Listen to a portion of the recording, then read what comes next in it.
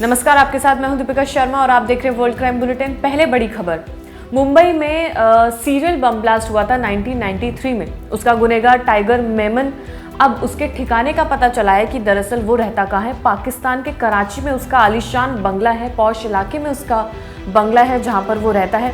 ये वही गुनहगार है जब 12 अप्रैल को 1993 में मुंबई में सिलसिलेवार से बम ब्लास्ट हुआ था, जहाँ पर मासूमों की जान गई थी। अब टाइगर मेमन पाकिस्तान के कराची के सबसे पॉश इलाके डिफेंस हाउसिंग अथॉरिटी में बने आलीशान बंगले में रहता है। कराची के इस पॉश इलाके को पाकिस्तान आर्मी ने डेवलप किया है। यहाँ पाकिस्तान आर्मी के अफसर और बड़े सरकारी अधिकारी रहते हैं। एनआई ने अपने दस्तावेज में टाइगर मेमन के पाकिस्तान में 2 एड्रेस दिए हैं, जिसमें पहला है house number 34A, street 29, phase 5, DHA Karachi, Pakistan. ये वही एड्रेस है जहाँ पर इस टाइगर मेमन का घर है, बंगला है जिसमें वो रहता है।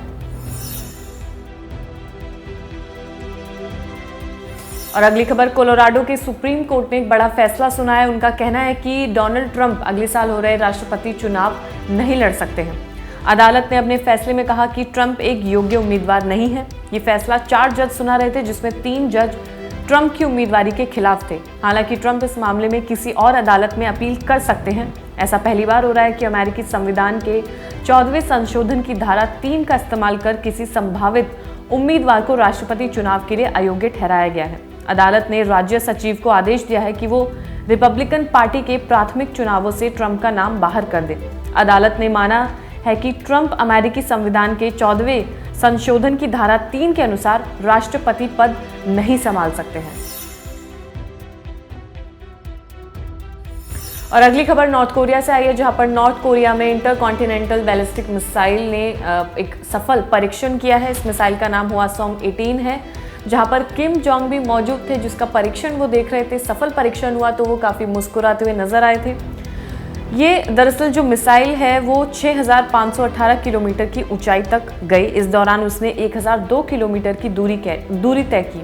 इसके बाद वो समंदर में एक खाली जगह पर बनाए गए टारगेट को हिट कर गई। सबसे डरावनी इसकी स्पीड है, ये मैक 25 की स्पीड में टारगेट की तरफ बढ़ती है, यानी कि 30,600 किलोमीटर पर आवर की रफ्तार से जाती है। इस गति से तो ये आधे घंटे से भी कम समय में अमेरिका तक पहुंच सकती है। तो अमेरिका के लिए बड़ा खतरा हो सकता है। किम जोंग ने इस पूरी मिसाइल का एक सफल परीक्षण कर लिया है। और अब अगली खबर, यूक्रेन के साथ चल रही जंग को अब 20 महीने पूरे हो चुके हैं। रशिया और यूक्रेन की जो जंग चल रही थी वो काफ़ी ज़्यादा आगे बढ़ चुकी है। अब इसी में यूक्रेन ने ये दावा किया है कि रशिया की किंजल हाइपरसोनिक मिसाइल को उन्होंने टारगेट बनाया है और उसे मार गिराया है। ये रशिया के लिए एक बहुत बड़ी खबर हो सकती है और दुखद खबर हो सकती है। ये वही मिसाइल है जिसको पुतिन ने अजय बताया था, लेकिन अब यूक्रेन ने दावा किया है कि उसे डिस्ट्रॉय कर दिया गया है। इस रूसी मिसाइल ने पिछले कुछ दिनों में यूक्रेन की सेना को काफ़ी नुकसान पहुंचाया था। यूक्रेन की सेना ने दावा किया है कि उसने अमेरिका के पैट्रियट सिस्टम की मदद से रूसी हाइपरसोनिक मिसाइल को मार गिराया है। ये अब तक माना जा रहा था कि रूस की हाइपरसोनिक मिसाइल को हवा में तबाह नहीं किया जा सकता है, लेकिन अब यूक्रेन का ये दावा है कि उसे डिस्ट्रॉय किया जा चुका है।